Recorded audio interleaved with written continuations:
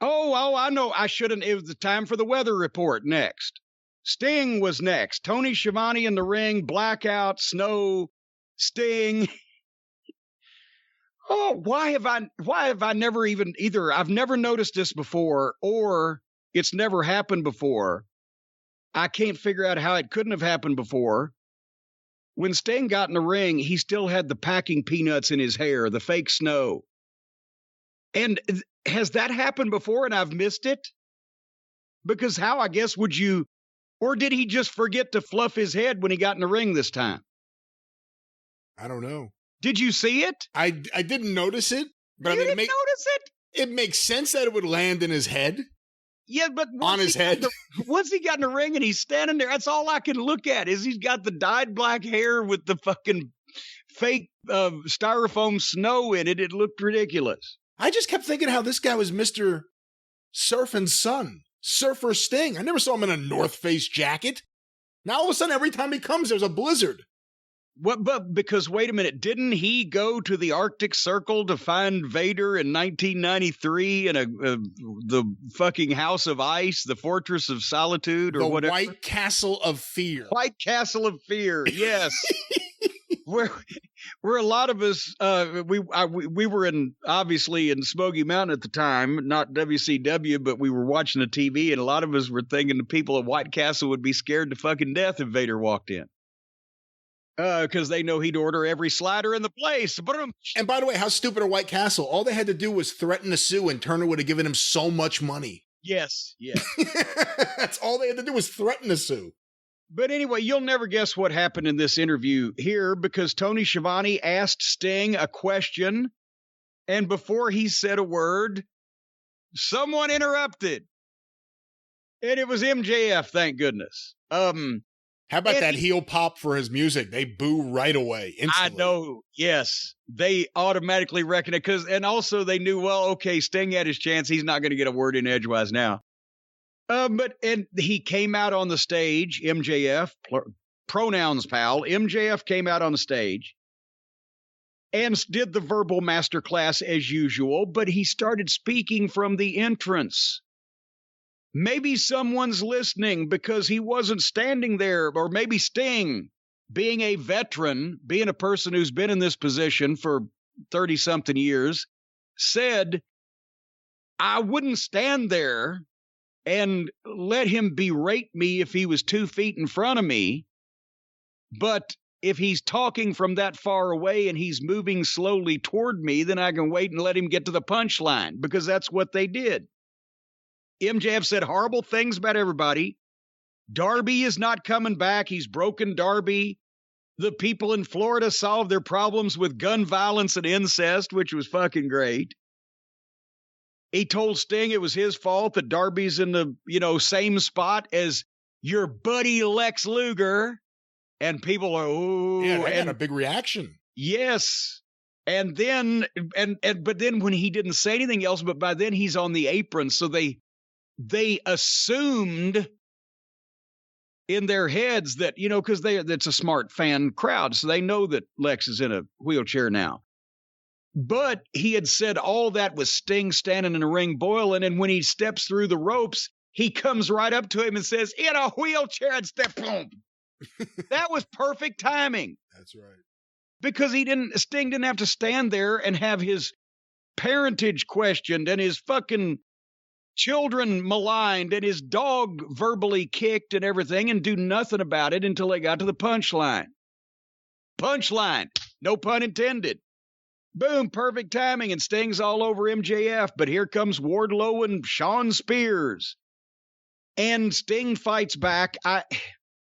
I know he's been doing this for years, but I hate the backhands.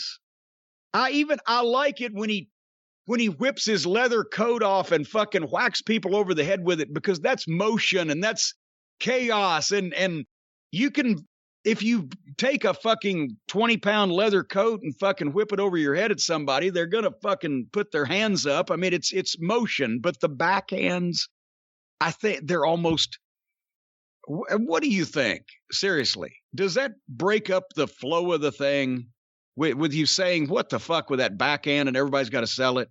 Not necessarily, just because he's been doing it so long. We're used to him doing it. So it gets a better reaction than Joe Schmo. Yeah, or Tits McGee. But then Sean Spears clips Sting with the chair, and then after he clips him with the chair, he Paul Bunyans him 5 more times. Now, of course, it wasn't like the young folks hit each other. He had control of the chair, and he wasn't trying to do spinal damage. But do you need to just beat somebody into powder over and over? Anybody with these chairs? It was on the Crown Jewel. Somebody took 7 or 8, I think. But anyway, so now Sting is down, and MJF puts his suit jacket back on, and he sits in the chair, and he berates Sting, who's laying at his feet, and Darby watching at home. And this was, do you know what the only thing wrong with this last fucking bit of business was? No. Again, nobody trying to stop it. Nobody trying to get in the ring. Nobody trying to... It went on long enough, and they've got Sting beaten and helpless. Wouldn't some friend of his in the locker room, wouldn't Tony Khan, the benevolent Tony Khan, say, referees, stop this carnage? Or do we have security down at ringside? Our T-shirt fellows.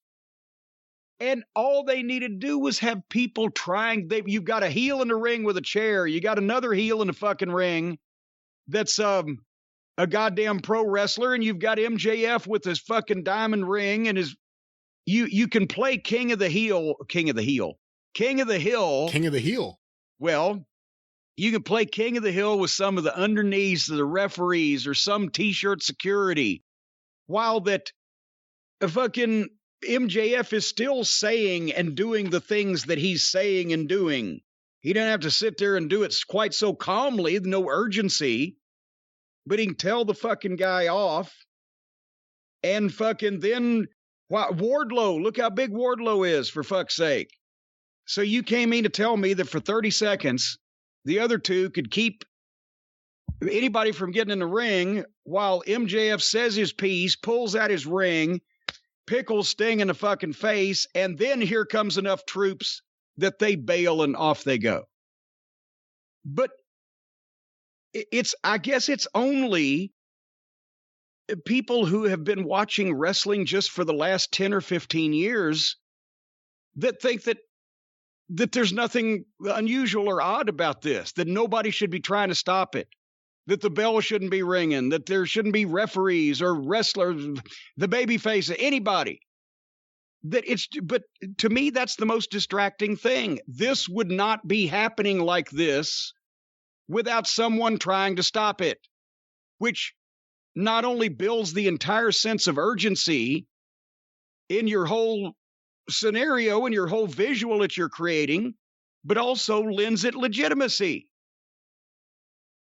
The people in the building.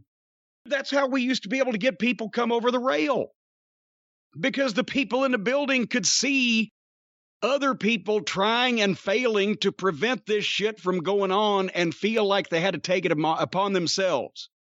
But the people here in the building see, well, there's the announcers sitting at their desk calling it. Cameramen are shooting it. Nobody's trying to stop it. This is obviously a setup, sports entertainment happening, a skit, a play. And that's why they can't get legitimate heat out of it, because there's nothing to lose yourself in. But yeah, I mean, you know what it's like when some real fucking mark or somebody tries to hit the ring that is not supposed to. You see people whipping headsets off and fucking T-shirt guys going for them, and the referee making a beeline. In a perfect world, you can get a cop or two. Yeah. Yes. But no, so it was just, it's another skit that they're doing in the show. Well performed, but there's no urgency. I can't disagree with what you just said. I think it would have improved it. But with that said, I thought it was a great segment. We said they really needed to do something to build the heat beyond just jumping Darby, this may have been it. Yes. I hope they keep Darby away from TV until Full Gear. I know that's a few weeks away. But based on this and based on everything and the whole thing's about MJF beating him down mentally, keep him off TV and then bring him back and just don't lock up. just fucking wipe him out with a dive and kick some ass and have a kick-ass match. I'm intrigued to see this match. These are two guys that I think should work really well together. And I thought this was a good segment and a good angle, and of course not the last we would see of MJF and Wardlow and crew on this episode. Well, and I don't want anybody to think that I'm complaining now that MJF got to lay out Sting, the veteran icon. No, that's fine. I'm just saying when you're doing something like this, and I would say I don't know why Sting didn't speak up, but I don't think Sting particularly gives a fuck about these details. But if they're doing something that's so good like this, how many times has Sting been laid out and beaten up? That's one thing they've stayed away from. So that means something. And MJF, a guy who can get verbal heat like that and people are predisposed maybe to dislike anyway, that's a perfect guy to do it with. That's why I want to make it as see-through or as not see-through as possible. As I want to make it as good as possible. You want to make it as fucking impactful as possible instead of people being able to see flaws in the logic or not create your entire chaotic atmosphere. The only time they create chaotic atmospheres on this program where it looks like that people are just willy-nilly going into business for themselves and making shit up is in the goddamn stupid matches they have instead of the fucking angles. The matches, it oftentimes, well, you know with who I'm talking about, the Harley Boys and their crew, that looks like they're just making shit up on the fly, obviously cooperating with everybody to do it, but it looks completely unplanned. Well, this shit, the angles look planned, and it should be the other way around. Anyway. But I'm like you. I'm with you. I want to see MJF and Darby Allin. It should be good. And of course, if Darby misses Sting, if he thinks, oh my God, here I am in seclusion, hiding from MJF, hiding from Plainview, Long Island. I wish I had something to remember Sting by. Of course, he could get a wonderful oil painting of himself and Sting during happier times. Well, that's exactly correct. And I can see it now. I can see it hanging up on the wall. Maybe even they painted on black velvet. And all that beautiful snow falling. And there's Darby Allin and his Uncle Sting riding a horse-drawn carriage across a snow-filled field to Grandma's house. Maybe you shouldn't say Uncle. Maybe you shouldn't use Uncle. Uncle Sting? Darby just told a story about it. He was driving with his uncle. Oh, well, Sting, hey, he's sober these days, and you can't drive a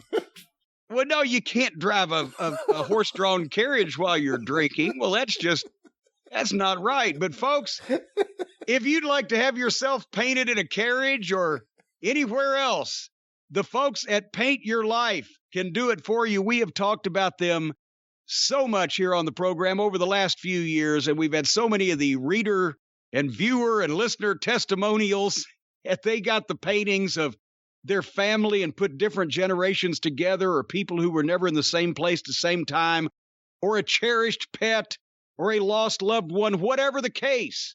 The folks at Paint Your Life can take any photograph or combination of pictures and put them together and make a beautiful, professional, hand-painted portrait.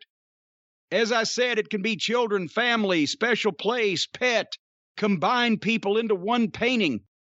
With the compilation portraits, you can bring together family members from different generations or from across the world so you can reunite people that haven't seen each other or maybe never saw each other. There's no limit to the things you can do. All you need to do is just imagine this. Anyway, you can order a custom-made hand-painted portrait in less than 5 minutes, and you can get it in about 3 weeks from their team of world-class artists. It makes the perfect holiday gift, and we're coming up on the holidays. So for heaven's sake, get a painting of yourself and a turkey for Thanksgiving. And remember that turkey forever. whatever you want to do, they'll do it for you. Folks, at paintyourlife.com, there's not only no limits, there's no risk. If you don't love the final painting, your money is refunded guaranteed. And as a limited time offer, you can now get 20% off and free shipping when you text the word DRIVE, D-R-I-V-E, to 64,000. That's DRIVE to 64000. That's 3 zeros on there. DRIVE to 64,000. Brian, paint your life. Celebrate the moments and turkeys that matter most. Terms apply. Gobble, gobble, gobble. But anyway, Jim, let's move on here with the show. And, of course, back to Dynamite. Back to Dynamite. Well, we had a brief interlude. Penelope Ford wrestled Ruby Soho. And I'm just wondering now if they can have a new faction. This is going to be perfect. Brian, are you ready for this? I don't think so. Please don't say whatever it is you're going to say. I don't even know what you're going to say. Please don't say anything. Oh, a new faction in AEW. Soho, Solo, Comarato, a go-go. Soho's perfect for Solo, okay. Comarato, and a go-go. That wasn't bad at all. I had the worst. I thought you were going to do the worst. I thought I was going to put you in the toilet, in the sewer. You thought I was going to just have a I thought that was going to be the name of the faction, actually, the sewer, and you were going to just start naming people. I was afraid of where you were going. But anyway, so Penelope Pitstop wrestled Ruby Soho. And then we got to see MJF and Spears and Wardlow in the back. And now Wardlow brings up, hey, what was that shit last week shoving me into Sting? And MJF was blowing it all. Oh, man, I had the fight or flight instinct. We know which one he picked. And he blew it off, but he's assigned Sean Spears to be. So apparently FTR have managed to get out and do their own thing now. And Spears and Wardlow are going to be MJF flunkies, and I can't particularly argue with that. I think they're still aligned. Remember last week he rented them out to Andrade. Well, but at the same time, FTR and Tully had their own package. They're not going to be hanging around in the background while interplay goes on between Wardlow and MJF and Spears is involved. Now that would make it busy, and FTR would be spare pricks at the wedding in this interaction. So hopefully it's not going to be like they all have to be together all the time. FTR can do their own thing. I don't think the Pinnacle ever broke up, so I think they're all going to be somehow aligned with each other going forward. Well, at least they weren't standing back there while all this went on. But basically, Sean Spears has been assigned to Wardlow to be his accountability buddy. So apparently the MJF on Long Island is watching South Park as well. But now I guess I'm starting to like this, because before it was just an odd comment every so often from MJF to Wardlow, like, hey, dummy, and Wardlow wouldn't say anything. And remember, I said if you keep on browbeating the flunky that the people want to rebel for so long without him doing anything, then they don't really care. And they started it. It was too soon. It was over a year ago. It was goddamn 3 weeks after Wardlow showed up, wasn't it? They started teasing dissension. And then they left off of it for a long time. Yeah. Now, if they're back to it, okay, and if Wardlow's going to be saying some things, and if they've got Spears in the middle of it, then at least you don't have to. When they break MJF and Wardlow up, Wardlow can get over with Sean Spears. He can beat the shit out of Spears, and it's not going to take any heat off MJF. So it's because I was afraid if they rushed the turn and Wardlow's a babyface, then they're going to have him beating up MJF, which would be way too quick and not a thing to do. So now there's some more moving parts to this. I'm willing to see where it goes. What about you? We'll see where it goes. It's funny, though, the whole time I'm watching this, I'm saying, you know what? Spears with that cap on looks more serious. When you don't see his goofy head of hair, because he can't pull off the mohawk and look tough. I'm not saying He isn't tough in real life or whatever. He just doesn't look it with the mohawk. He looks ridiculous. Yeah, he looks like a fucking Native American Baron von Raschke. Like T.J. Khan had a kid. I mean, I don't know what the fuck that look is. But with the cap on, I'm thinking, oh, he looks serious. Maybe this is going to be like a shift and they'll make him a little more serious. And then right at the end, he makes the goofy face to Wardlow. I'm like, oh, no, he's still a goof. Yeah, but it's somebody for Wardlow to beat up eventually. Yeah, so it seems like they're doing it sooner rather than later. It's been more frequent recently. Usually when the ground starts moving a little bit more, you're waiting for the big one to happen. Seems like it's going to happen soon.